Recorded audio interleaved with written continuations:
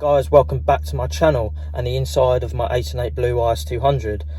Long story short, I got rid of my 1CO Silver IS200 that you've previously seen on my channel because it was getting too rusty and the rust would have cost more to repair than it would have done to get a real decent IS200 like I have here now with literally minimal rust. But yeah, I'll get into that in another video about, you know, all the stuff I've transferred from the silver one onto this blue one and all the extra parts that I've done to this one. But let's get on to what this video is actually about, and it's this little thing here made by Rankone Performance. Oh, it's upside down. Rankone Performance. Basically what this little thing is, it eliminates the need for you to have your rear O2 sensor attached to your exhaust system on the IS200, that little sensor that you get underneath here. Basically, the reason why you need this is if you're turbocharged or if you've completely decatted your IS200. If you've done that, you will get the EML light on your dashboard, and nobody wants that.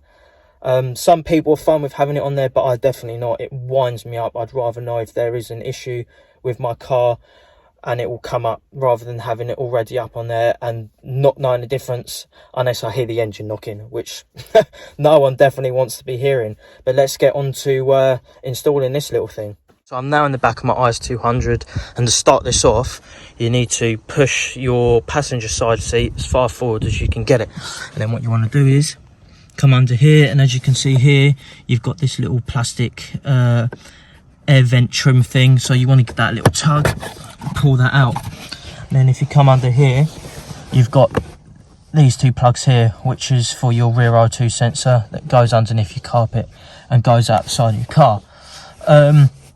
So what you want to do is unplug that and then plug this into this top bit here. So I'll do that now and I'll be back in a second. So I've now got it all installed, it's all clipped in, ready to go.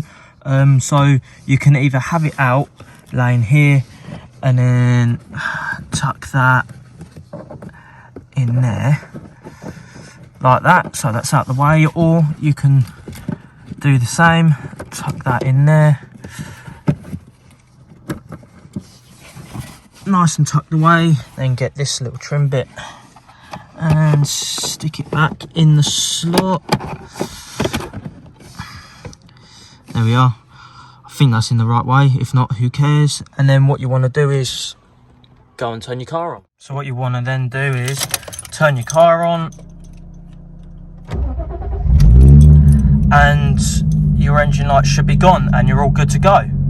So now that's done, if you do still have the engine light on after you've installed it, use an OBD scanner, delete the codes. You could probably find a cheap one off of eBay or whatever.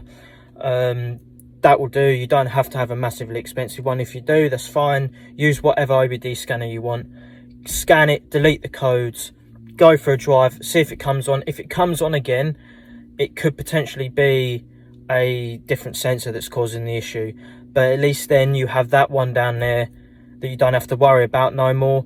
But yeah, other than that, I hope you liked the video. If you did, please like the video, share it to your friends, share it wherever you want, and please subscribe to my channel. It would be amazing if you could help support me, you know, help me get the subscribers up, and it'll help me carry on making more videos. So yeah, I'll see you guys later.